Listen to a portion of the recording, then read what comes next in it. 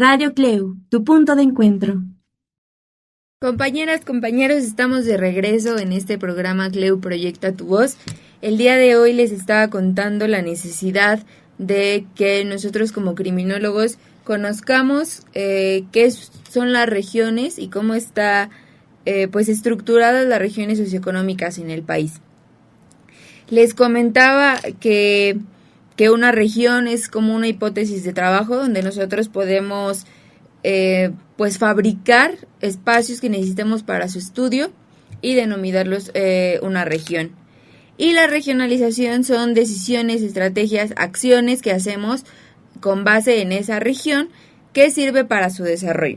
En este caso yo les hablaba de una regionalización del delito para que existan políticas de prevención y de seguridad pues más enfocadas a las necesidades de cada uno de estos espacios y no políticas generales que sabemos que la verdad pues tienen un bajo impacto porque no son las mismas necesidades.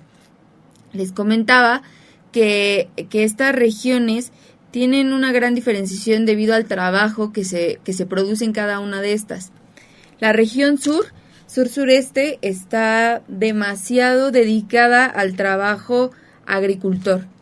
Entonces es un trabajo que desafortunadamente en una globalización en la que estamos actualmente y con tanta competitividad, para ellos es realmente un trabajo que no tiene un alto impacto. En contraste con la región noroeste y noreste, que aquí la mayor producción de trabajo son manufactureras.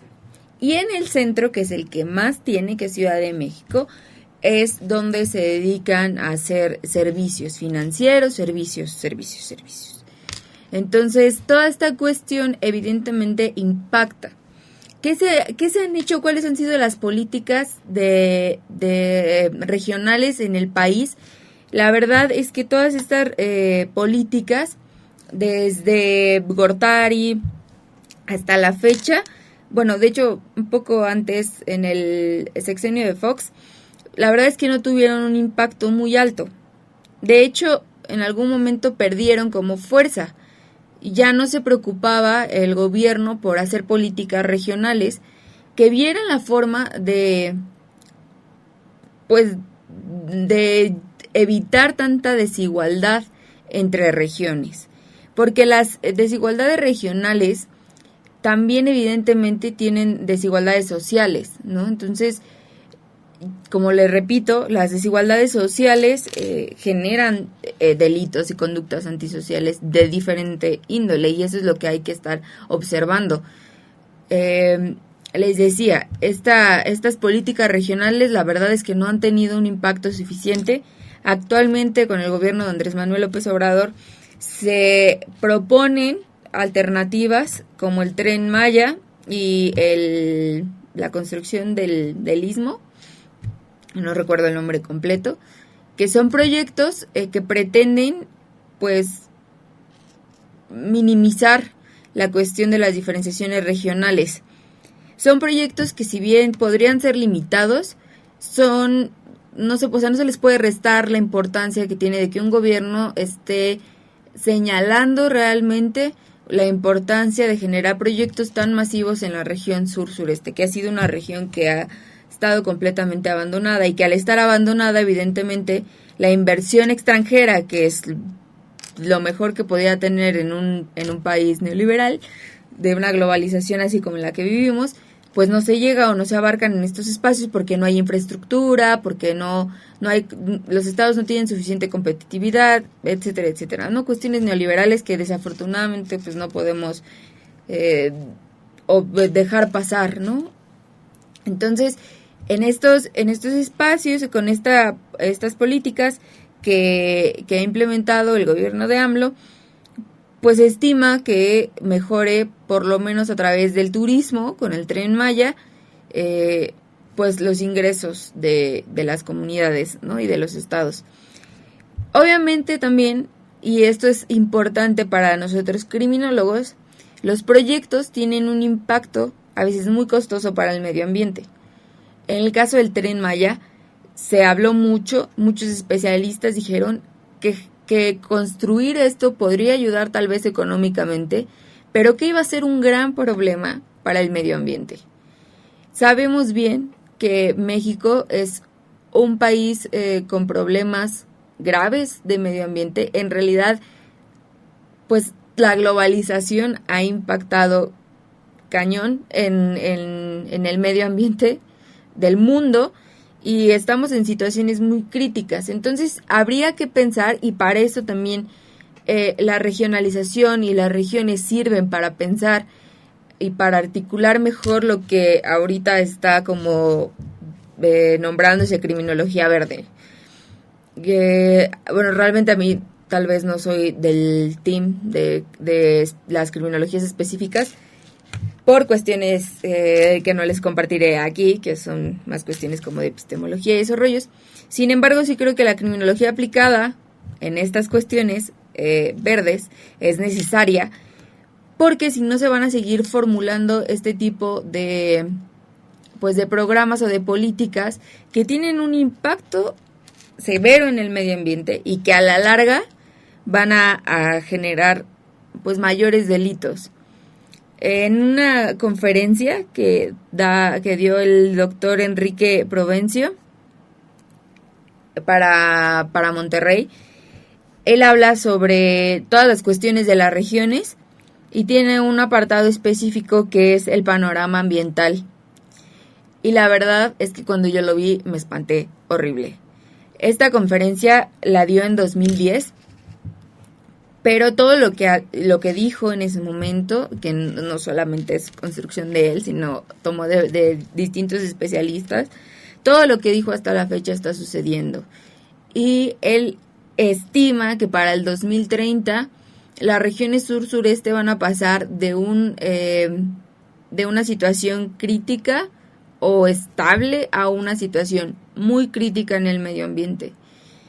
Esto obviamente impacta porque si la región sur-sureste se sigue dedicando exclusivamente a la agricultura y seguimos saqueando a la tierra, al medio ambiente, a la larga, como él lo dice, van a ser espacios donde el aire va a ser casi imposible de respirar, como pasó últimamente en Ciudad de México, aquí en Puebla, que la contaminación era demasiado alta.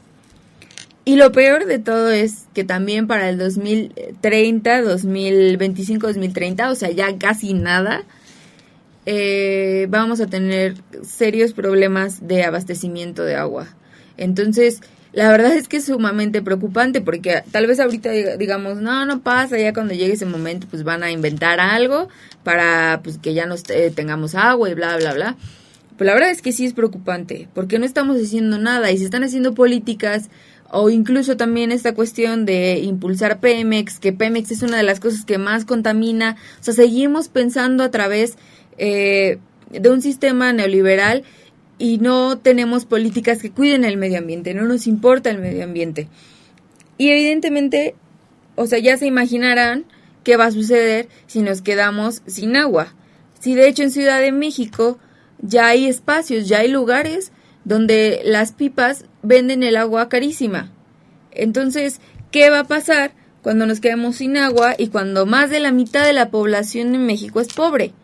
Entonces, todas estas cuestiones que tienen que ver con las regiones, que tienen que ver con las políticas públicas, que tienen que ver con la prevención, con la intervención de una criminología que no ha hecho una intervención o que no se le ha dejado o no se le ha permitido hacer una intervención eficaz, es demasiado imperante que nosotros pensemos en qué vamos a hacer, en qué estamos haciendo, tanto de forma individual como de forma colectiva. La verdad es que yo sí soy como de las personas que intentan ya no usar bolsa de plástico, que intentan no usar desechables, bla, bla, bla, pero realmente sabemos que mientras el capitalismo siga haciendo lo que está haciendo, no importa el esfuerzo individual. Y esa también es una pues como una parte de lo que hace el capitalismo, ¿no? Responsabilizarnos a nosotros.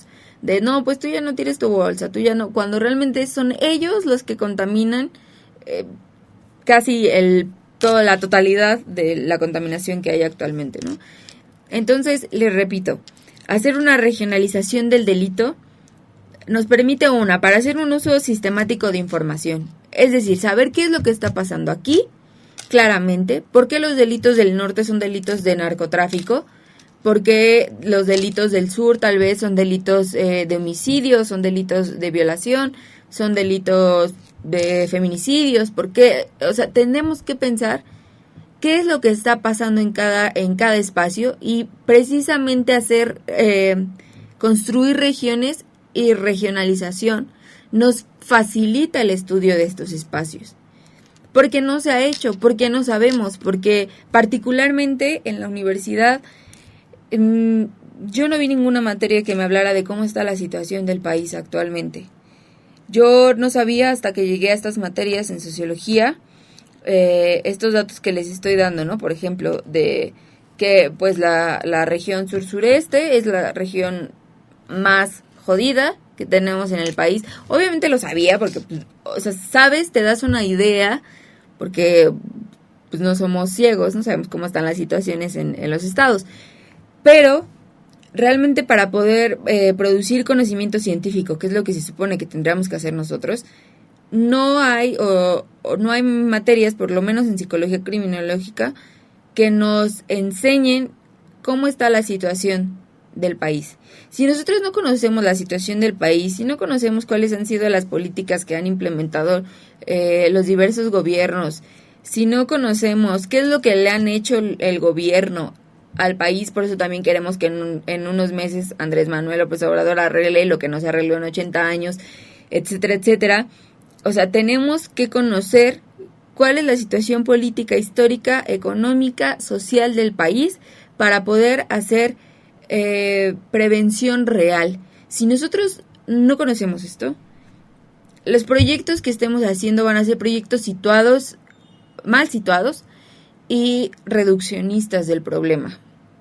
Entonces, para mi punto de vista, hacer una regionalización del delito nos permitiría precisamente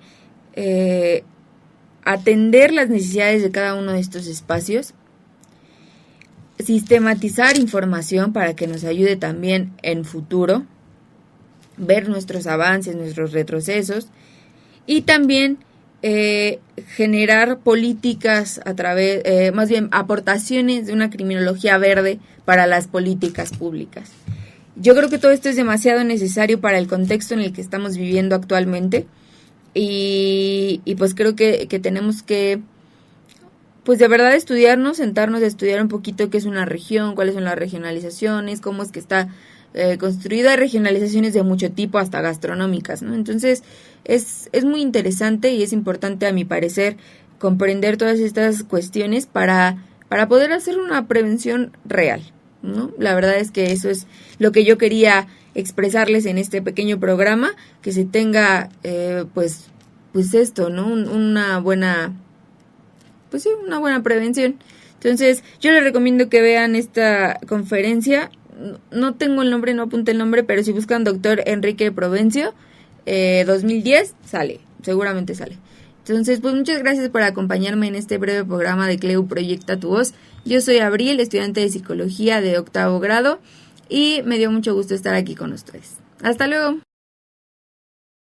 Radio CLEU, tu punto de encuentro. CLEU Proyecta tu Voz, donde tu opinión a nosotros sí nos importa. Radio CLEU, tu punto de encuentro.